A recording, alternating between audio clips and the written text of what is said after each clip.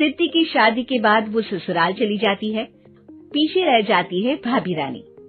सिद्धि के ससुराल जाते ही भाभी कहती है, अरे वाह जी वाह, सारे कपड़े मेरे। हाय रे पैंट, अरे वाह वाह, मजा आ जाएगा। अरे ये सिद्धि की अलमारी के सामने खड़े होकर क्या बड़बड़ा रही है?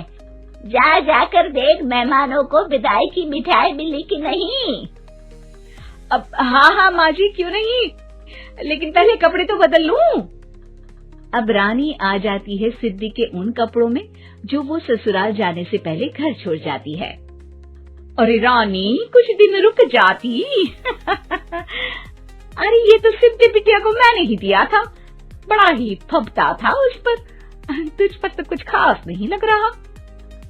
अब वो ना, मेरे सारे कपड़े गीले थे तो सोचा पहन लूं। वैसे भी सिद्धि को कौन सा दिन पुराने आउटडेटेड कपड़ों को पहनना है। वैसे भी ये सूट तो मैंने तभी पहना था, वैसे खास है भी नहीं ये। हाँ ठीक है, लेकिन ना मेरी सिद्धि पर तो जमता था। सारे मेहमान चले जाते हैं और सिद्धि ससुराल से मायके पहली बार आती है। अपना घर, अपना कमरा, अपनी अलमारी।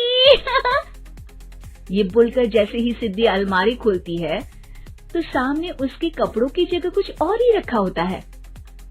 माँ, ओ माँ, जरा कमरे में तो आना। सास और रानी वहां पहुंच जाते हैं। रानी ने पहनी होती है सिद्धि की जींस और टी शर्ट। अरे भाभी, ये क्या? ये तो मेरी बड़ी ही महंगी टी शर्ट है, इसे आपने घर में क्यों पहनी है? अरे बहुत मिलती है दीदी ये चौक की मार्केट में, 150 में। ओ भाभी प्लीज, ये एरोपोस्टल है, 2000 की एक टी शर्ट। ओहो, 2000 में तो दीदी 4 साड़ी आ जाए। अब क्या बोलूं? भाभी, ये मेरी अलमारी में छोटू के कपड़े, तो मेरे कपड़े कहाँ हैं? मेरी अलमारी में। अब दीदी आपको कौन से पुराने कपड़े पहनने थे? माना भाभी, लेकिन मैं जब घर आती तो यही सब पहनती ना। अरे तुम तो बड़ी कंजूस हो दीदी। खैर, वक्त आता है जब सिद्धि ससुराल के लिए रवाना हो रही होती है। अरे रानी, अंदर से सिद्धि का गिफ्ट ले आ, लड़की पहली बार ससुराल से मायके आई है। रानी अंदर जाती है और एक सिंपल सी साड़ी लेकर बाहर आ जाती है। ये लीजिए माँ जी। सास बेटी को गिफ्ट देकर ससुराल भेजती है। अगले दिन रानी एक सुंदर सी साड़ी पहनकर सामने आती है। अरे रानी, ये तो वो साड़ी है जो मैंने सिद्धि को देने के लिए दी थी जब वो ससुराल ले जाती, लेकिन ये तूने कैसे पहन ली?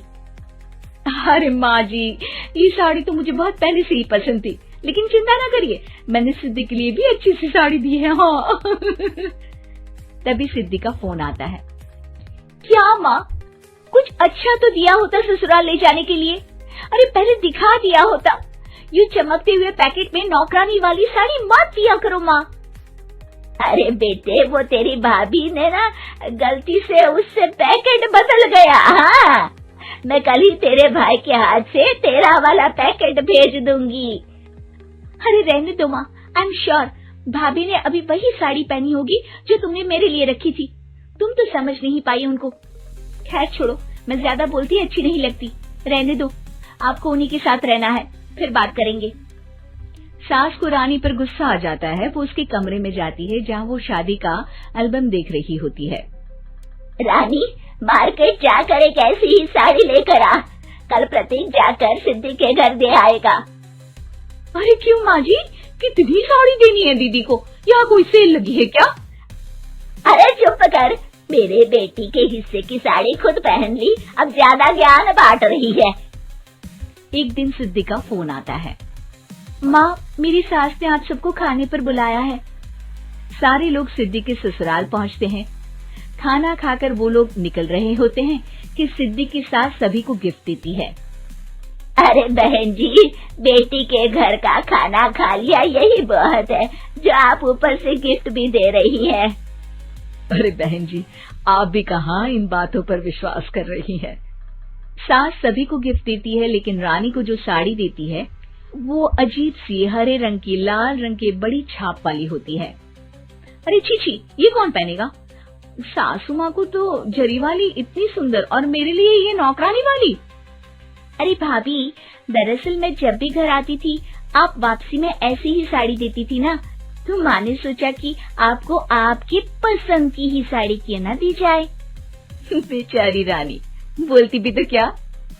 सिद्धि और सास रानी का चेहरा देखकर हंसने लगती है, तो रानी समझ जाती है कि अपने ही बिछाए जाल में वो फंस चुकी है।